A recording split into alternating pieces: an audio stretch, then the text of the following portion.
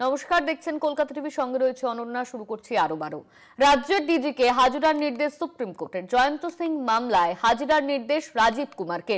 Virtual হাজিরার নির্দেশ। জয়ন্ত সিং এর জামিনকে challenge supreme কোর্টে। জয়ন্ত সিং এর জামিনকে চ্যালেঞ্জ সুপ্রিম কোর্টে। ডিজিকে হাজিরার নির্দেশ। জয়ন্ত সিং মামলায় হাজিরার নির্দেশ ডিজিকে। ইতিমধ্যেই এই খবর সামনে এসেছে, রাজ্যের ডিজিকে হাজিরার নির্দেশ সুপ্রিম কোর্টের। জয়ন্ত সিং মামলায় হাজিরার নির্দেশ রাজীব কুমারকে। ভার্চুয়াল হাজিরার নির্দেশ দেওয়া হয়েছে। জয়ন্ত সিং এর জামিনকে চ্যালেঞ্জ সুপ্রিম কোর্টে।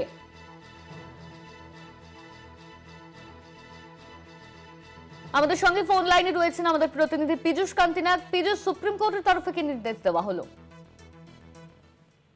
সুপ্রিম কোর্টের আগামী 30 জানুয়ারি রাজ্যের ডিজি রাজীব কুমারকে ভার্চুয়ালের মাধ্যমে হাজিরার নির্দেশ জারি করা হয়েছে।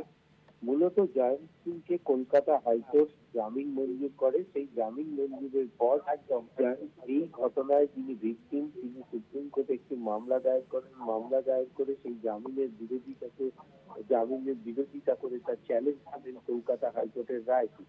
সেই রায়ের প্রেক্ষিতে বিচারপতিরা জানতে চেয়েছিলেন রাজ্যের কাছে যে এই জয়ন্ত সিংকে যে কলকাতা হাইকোর্ট যে জামিনের আবেদন মঞ্জুর করেছে তাতে চ্যালেঞ্জ জানিয়ে আবেদন করেছে কিনা রাজ্য প্রশাসন।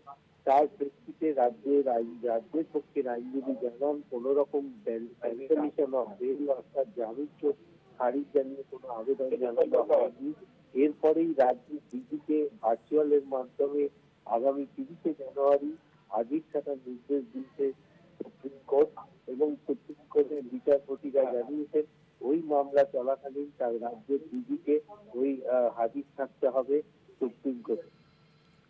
ধন্যবাদ তোমায় পীযূষ। আমাদের সঙ্গে ফোন লাইনে ছিলেন আমাদের প্রতিনিধি পীযূষ কান্তি নাগ।